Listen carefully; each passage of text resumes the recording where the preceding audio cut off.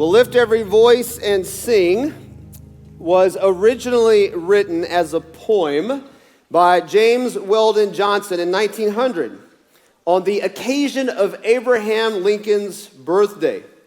His brother eventually put the words to music, and it became a staple hymn in the black church tradition that connected the journey of black Christians in America with the Israelite journey from slavery to freedom in the book of Exodus in the Old Testament.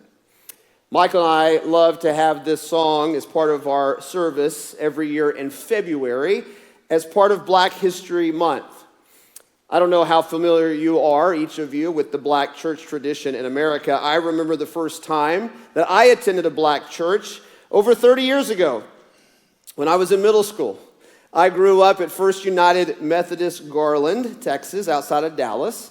And growing up in a mainline liturgical Methodist church, we had a very dialed-in 55-minute service.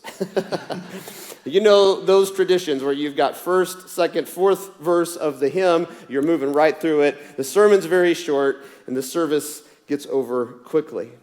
During confirmation, when I was in middle school, we visited an all-black Methodist church that was in the same town, an AME church across town, and very quickly realized this is the same denomination, but a completely different experience, right?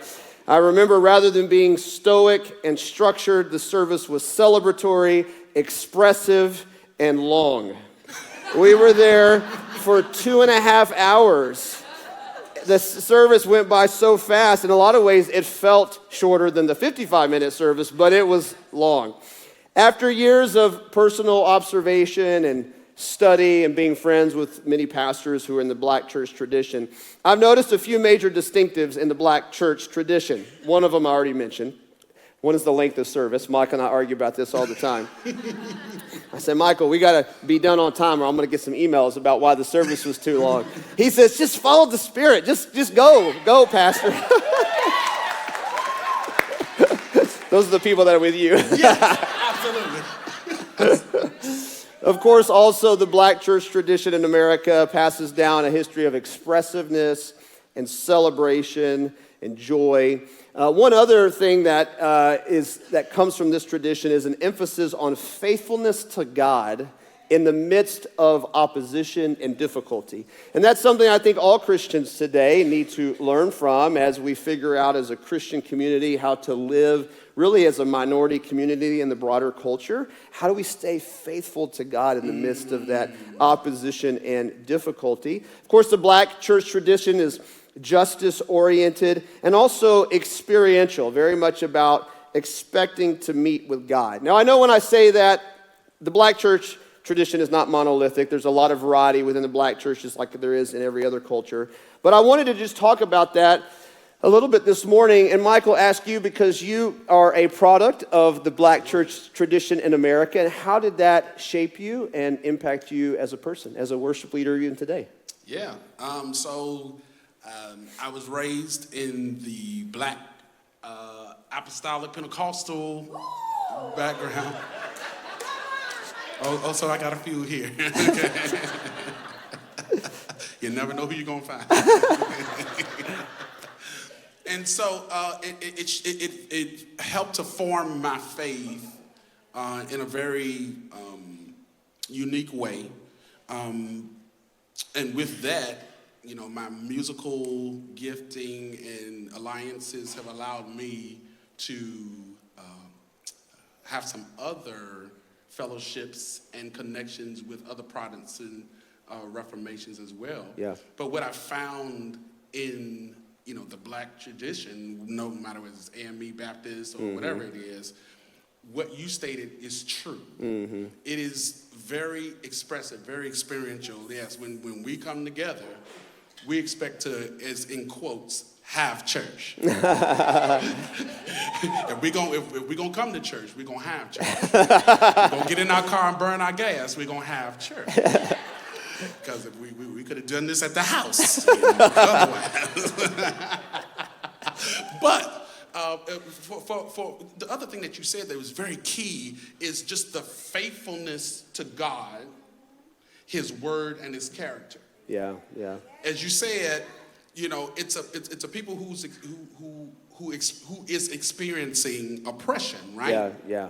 And so amidst what's happening Monday through Saturday, the church becomes the place where everybody can get together and be in community and have a strengthening. And so, you'll see people running around the church. You'll see people yelling. You'll see people just jubilantly screaming to the top of their lungs. It's just a different things that happen, right? And so on one end, it's a release from what has happened During the week. Yeah. An emoting release, right? But the other side to that is the dance, the shout, the praise, the expressive worship is an expression of our reliance on the promises of God to a people. Yeah. That says that no matter what, he's faithful. No matter what, he's just. No matter what, he's good. He's good. Yeah. Yes, yeah. all of that. Yeah. And so how has that shaped me even now? And so as you all can see, for those of you all who have been, my back has been towards y'all, I'm sorry. I have very expressive approach to worship. Yeah. And here's the thing. I'm not trying to impose or even suggest that you should be me. That's not what this is. This is me showing that there is another expression that we all can engage in as we all experience our different themes in our lives, that we can still have joy amidst sorrow. We can still have peace in the midst of the storm. And all of those are the kind of things that strengthen us to go to Monday and be able to do it all over again. Yeah, that's good, Michael. Yeah. That's good.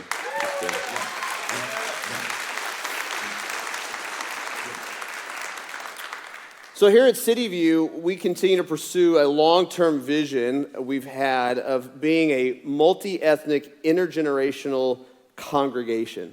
Those are big words. What does that mean? It means that people from different ethnic backgrounds, races, cultural traditions, and, this is big too, people of different ages can come together as one around the person and work of Jesus. Absolutely. Now, some people will say to me, well, you're just pursuing this because of what's happening culturally. And what I always say is that this vision is not reactionary and it's not driven by culture, because I was talking about all this 10, 12, 15 years ago. This is convictional and driven by Scripture. I've been preaching this message, talking about this vision for over a decade. And it's really driven, listen to my heart, I was just reading back through Revelation 5 through 7 again this morning. It's driven by a picture of heaven. And what heaven looks like. And it's birthed out of the prayer of Jesus. May we experience your will on earth as it is in heaven. May we give the world a picture of what heaven looks like. So when we come together across all these different boundaries, we're not, as Michael said, we're not asking you to become something different than what you are. We're asking you to live for something beyond yourself. Jesus. That brings all of us together. And we just want to say, we do this about once every 6 months, where we just kind of take a moment to say worship preferences are a big reason why churches split, why people worship in homogeneous pockets of like their culture and their generation, because they like a very specific worship style. And so what we're trying to do here at Cityview is very unique. You know, if you're here today and you come from an expressive tradition like Michael's talking about, you may think, well, this worship is kind of tame. But if you come from the tradition I talked about, hymns and organs, you may think this is insane, like what is happening here? And the point is, I'm just trying to say out loud what you're feeling. I'm just trying to say out loud what you're feeling. And then also have to recognize there's generational things going on. That a lot of times young people are like, what is with these older hymns? Like I don't understand the lyrics. It's too dense. It seems so flat. Like, what is all this, right? And then older people critique all the younger stuff. What is all this repetition? It's so shallow. It's not saying anything. Like, those are all the things you're feeling. What we do when we come together, Mike and I love this phrase, convergent worship. That we're not putting it all in a blender and making it something bland, but we're bringing all of those different expressions and things together, and we're honoring them, but we're also saying we are choosing one another over our personal preferences. And let me push harder. We're choosing the glory of God over our personal preference. What is worship about? Is worship about you? Is worship about what you like and or is worship about God? Is worship about what honors God? Then you have to think through a different lens. Because you might be in church and go, I don't know about that song. Oh, I love that one. What is that one, right? But the person next to you is having a totally different experience than you are, and you are living for them by the fact that you stay and you go through what we're experiencing for the sake of what God is doing in the bigger community. You with me?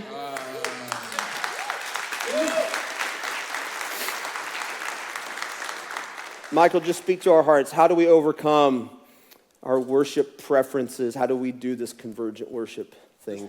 This convergent, and I was saying earlier that I used to subscribe to this idea of blend. Yeah. Right? Yeah. We're doing blended. Yeah. Well, when I think of blended, I'm thinking about the smoothie I'm going to make in the morning. Right. Okay? I get my strawberries, get my blueberries, get my bananas, get some granola, a little peanut butter, throw it in there. Okay. Right? Yeah. It all. But what happens in the blender with all of those things? They give up their essence. Yeah, they stop being what they are. They stop being what they are. Yeah.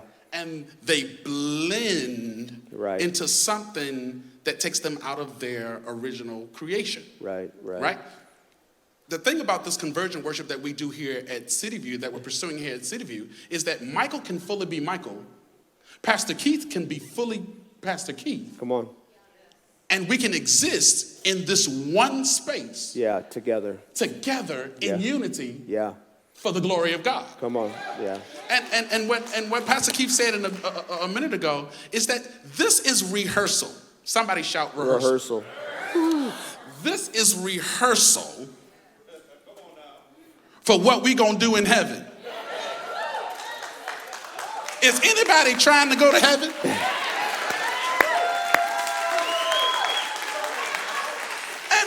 And what's so interesting about what's gonna happen up there?